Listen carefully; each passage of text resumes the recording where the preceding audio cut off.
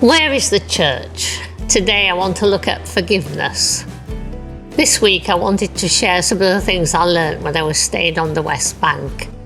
How God spoke to me through the lives of some of the people I met. Ewan will read some words of Jesus. For if you forgive other people when they sin against you, your heavenly Father will also forgive you. But if you do not forgive others their sins, your Father will not forgive your sin.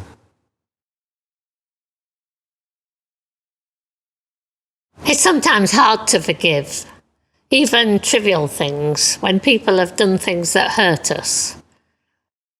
How can we forgive when what seems enormous sins against us and humanity? When we see injustice on a terrible scale. I visited Hebron in the West Bank. Hebron seems like a thoroughly Arab town with a population of 250,000, except for a small community of 100 determined Zionist Jews who live mostly on the high ground in the centre of the town. While it's not an easy place to live, they are driven by their faith, believing it is important not to abandon the burial site of their patriarch. And they're protected by a couple of thousand Israeli troops posted there for their security. The Abraham Mosque, also known as the Tomb of the Patriarch, is in the centre of the city of Hebron. It's a very special place to Jews and Muslims because it's believed that Abraham, Sarah and Isaac are buried in the cave underneath. It's also believed that the Prophet Muhammad visited the rock in a spectacular way. At the time of the Crusades, it had a church built on the rock, and some of the stonework is visible. It has a complicated history of being a mosque and a synagogue, then shared by Muslims and Jews praying side by side, either side of a red carpet going down the middle. But I was told that in 1929, Muslims and Jews managed to live together peacefully. Some of the Jews dressed in a similar way to the Arabs and friendships were made.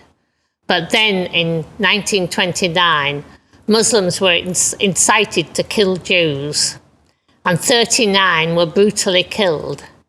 But at the same time, 435 were hidden by Arabs in their homes. While I'm recording this in Britain, there's been attacks on mosques and asylum seekers, but then lots of others have tried to protect them. On the 25th of February 1994, a Jewish American settler opened fire on Palestinian worshippers inside the Abraham Mosque, killing 29. Since then, the holy spot has been divided, half mosque and half synagogue, with each community getting a chance to pray at the tomb of Abraham, separated by a bulletproof glass. I just wondered when I was there what Abraham would think about the inability of his feuding descendants to live together in the land, so treasured by Jews, Muslims and Christians. I'm reminded that the prophets of all these religions taught the followers to love their neighbours and to look after foreigners, and we all believe in one God. When we look at the Bible, we see brothers falling out. Cain killed Abraham, Ishmael and Isaac disagree, Jacob and Esau disagree. Different nations have grown from these quarrels that identify with different people. So although all the people are of the book, all looking to Abraham as the father figure, we quarrel and kill each other.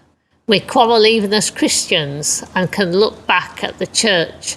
We can look back at the church even in Corinth to today, and Christians still can kill each other for holding different doctrinal positions and following different leaders.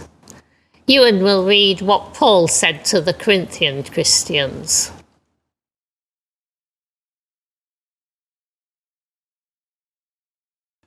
You are still worldly. For since there is jealousy and quarrelling among you, are you not worldly? Are you not acting like mere humans? And when one says, I follow Paul, and another, I follow Apollos, are you not mere human beings? What, after all, is Apollos? And what is Paul? Only servants through whom you came to believe, as the Lord has assigned to each his task. I planted the seed, Apollos watered it, but God has been making it grow. So neither the one who plants nor the one who waters is anything, but only God who makes things grow. The one who plants and the one who waters have one purpose, and they will each be rewarded according to their own labour. For we are fellow workers in God's service. You are God's field, God's building.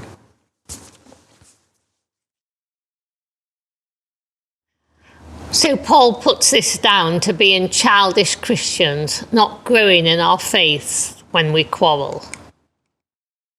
Amid all I saw in Hebron, I met a Muslim man who had been praying in the shared mosque synagogue when the Jewish settler killed 29 worshippers. He'd had some protection in the area where he was praying. Although he had lost friends, he was keen to tell us that he had forgiven the man, and that it wouldn't have happened if the Jewish worshippers had been there. Often they had prayed on either side of the red carpet together. On this particular day, it was just Muslims praying, because it was to do with Ramadan. He was keen to say that Jewish people had been his friends, and that it was the settlers from other countries who were causing the hatred. He spoke of love and tolerance. Many of the Palestinians, both Muslims and Christians, were quick to say that not all the Jews are like this, and they could remember friendships. They blamed the settlers, the Israeli government, and the Americans for sending weapons. They forgave, but were critical of the situation. When writing this devotion, the news reports large rallies of Jews demonstrating in America. They had T-shirts that were saying on the front, "Stop supplying weapons to Israel," and on the back, "Not in my name." A man interviewed said his grandparents had fled the Holocaust, and he had been taught not to let it happen again and to learn from what happened. Now Israel is causing genocide. He also spoke about the apartheid state on the West Bank. He spoke in a way that demonstrated what I'd heard from Palestinian Christians and Muslim Palestinians, and the forgiving way they had spoken. Let us too continue to grow up as Christians and be quick to forgive, to still work for change and to stand up for justice. We look at Jesus on the cross saying, "Father, forgive them, they don't know what they're doing." We can never judge the terrible impact that not forgiving can have on ourselves and on others. So let's learn from people who've had such terrible injustice done to them and yet still forgive. Are you there?